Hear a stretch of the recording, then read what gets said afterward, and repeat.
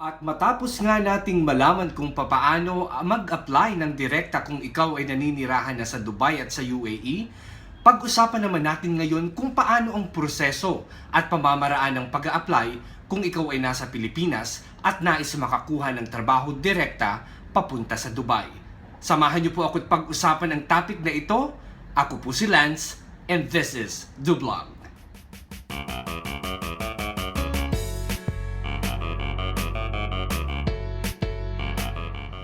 At mula sa Dubai ay nilipad namin ang napakagandang bansang Pilipinas, ang bansang ating minamahal upang makakuha ng maraming impormasyon sa tamang proseso ng pag-apply sa mga agencies dito sa Pilipinas. Pinuntahan namin ang Maynila at ginalugad din namin ang Cebu. May libu-libong recruitment agencies ang tumutulong na makapagpaalis ng mga kabayan nating OFW sa iba't ibang bahagi ng mundo na matatagpuan sa Kamaynilaan at sa iba pang malalaking syudad sa buong Pilipinas, kagaya ng Cebu.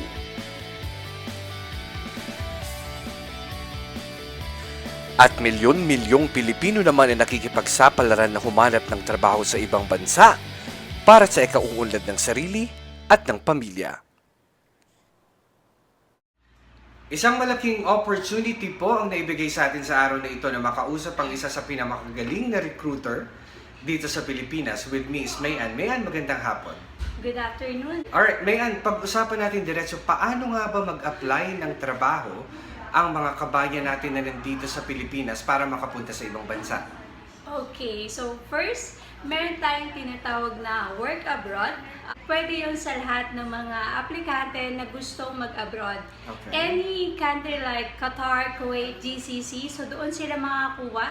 Free ang online ng application. Okay. Halos lahat ng agency doon kumukuha ng mga aplikante na gustong mag-abroad. Okay. And paano naman yung walk-in? Okay. Sa mga walk-in, entertain namin sila, kukunin namin yung CV nila, and then pag may client na, dumating yung client, tatawagan namin sila for the interview. Ang interview ba ay sa telepono o mas madalas na in person? Mas madalas personal interview kasi mas prepared ng client ang personal interview. So very seldom yung mga Skype, telephone. Very good. At kung sakaling mapili ang mga candidate natin at na-select sila, ano yung kasunod na process? Okay, once na na-select na yung candidate, so ang mangyayari niyan, tatawagan namin sila for the offer. Okay. And then magre-report sila sa office namin for the job offer signing and orientation. After that, tuloy-tuloy lang, medical, processing of documentation, and then lahat-lahat pati visa. Once na kumpleto na lahat, visa and exit, then proceed na tayo sa ticket, then deploy. Madalas ba na yung mga kumpanya sa ibang bansa ang dapat mag-send ng visa at ticket ng mga candidate? Yes, actually iba kasi yung sa Qatar, sa Dubai. Ang sa Saudi is may tinatawag tayong iwakala. So pumapasok na yun sa system namin. Once na ready na yung candidate, pasado na lahat sa medical, doon na kami kumukuha ng number, pinapa-approve na lang namin sa client yung visa allocation. Okay. Unlike sa Qatar and Kuwait, talagang sila ang nagbibigay sa amin ng visa. It will take 2 to 3 weeks. Yeah, max. that was actually my next question. Sabihin natin na may job order na approved at ready na rin ang kliyente natin galing sa ibang bansa na kumuha ng tao, all in all, gaano kahaba yung proseso from the time na nag-submit ng application na interview? 2 to 3 weeks ang pinaka natin. So, ibig sabihin, pwede na silang mag-resign at makaalis papunta Yes, sa ibang bansa. correct. Maraming salamat, Mayan. That was very helpful. Thank you so much. Good luck. At narito ang ilang pang karagdagang impormasyon para sa inyong pag-a-apply. And we have another very important person na tutulong sa atin para magbigay ng iba pang impormasyon tungkol sa pag-a-apply ng trabaho at papunta sa ibang bansa. With me is Ellen. Magandang hapon, Ellen. Magandang hapon din. Ito yung question naman. Ano yung mga most common jobs o trabaho na madalas applyan at kinukuha ng mga kliyente natin mula sa ibang bansa? Okay, as per experience sa industry, it's mostly hospitality, including F&B, mga waiters, Okay. mga cooks, and then hotel workers. And another industry would be the medical for the nurses. Okay. And then another would be sa skilled workers, no? Ito yung mga technicians natin, Electricians, aircon, auto technicians, and of course, one is also elevator. Based on your experience, Ellen, paano kung walang experience yung tao, let's say F&B, at gusto niyang magsimula na magtrabaho sa abroad? Paanong mapapayo mo sa kanila?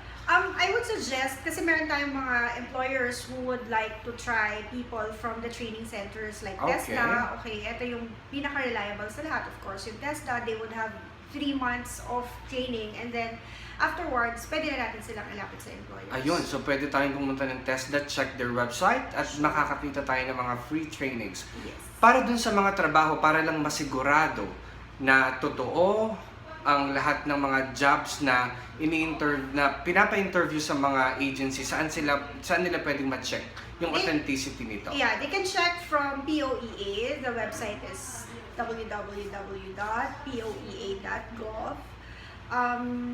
They can check per company naman yan. So, kung saan sila nag-apply ng agency, they can check kung meron yung valid or authentic na job order. So whatever is posted in POEA, ibig sabihin valid yun. Yes, that's Approved right. yun ng Yes. gobyerno. Yes. Last question, tips na mabibigay mo sa mga kabayan natin na gustong magtrabaho sa ibang bansa? Well, of course, pag nagpapa-interview ka, dala-dala mo yung confidence na tinatawag.